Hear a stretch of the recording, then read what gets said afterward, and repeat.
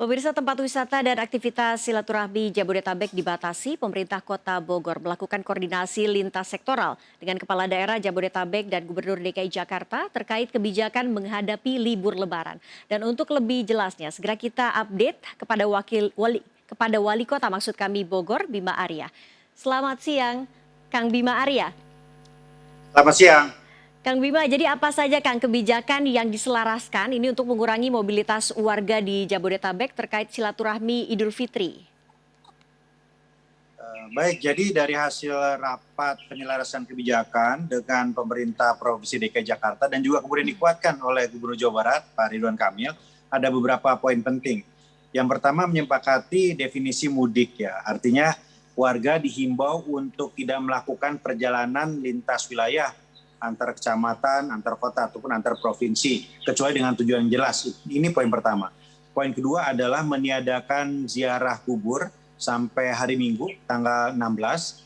Dan yang ketiga, tempat wisata hanya dibolehkan dikunjungi oleh warga dengan KTP setempat. Ya, saya kira itu poin-poin penting yang kemarin disepakati. Baik Kang Bima, bagaimana dengan penyelenggaraan sholat Id dan ziarah kubur di Kota Bogor sendiri Kang? Sholat Id diarahkan untuk dilakukan di wilayah, di masjid dengan kapasitas maksimal 50%, dan di pusat kota ditiadakan sholat Id yang biasa diselenggarakan di lapangan terbuka karena rawan untuk terjadinya kerumunan dan penumpukan. Jadi kita menghimbau agar warga melakukan sholat Id di lingkungan terdekat, tidak lintas wilayah, dan tetap menjaga prokes 50% maksimal. Halal bihalal juga diminta untuk tidak diadakan, juga takbir kita himbau untuk dilakukan secara virtual. Kalaupun di masjid ya maksimal 10% dari kapasitas masjid. Baik Kang Bima, tadi sempat menyebutkan bahwa Kota Bogor khusus tempat wisata akan melayani untuk warga Bogor saja, namun tetap dibuka kabarnya hingga jam 21. Ini bagaimana nantinya untuk mengantisipasi penyebaran COVID-19, Kang Bima? Selama ini penumpukan terjadi di tempat wisata ini karena mayoritas pengunjung lebih dari 50% itu dari luar kota.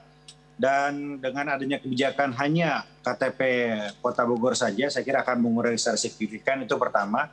Yang kedua juga kita minta agar tempat wisata memberlakukan syarat antigen, ya, swab antigen, agar warga bisa tetap terjaga di sana. Baik, terima kasih update-nya Kang Bima.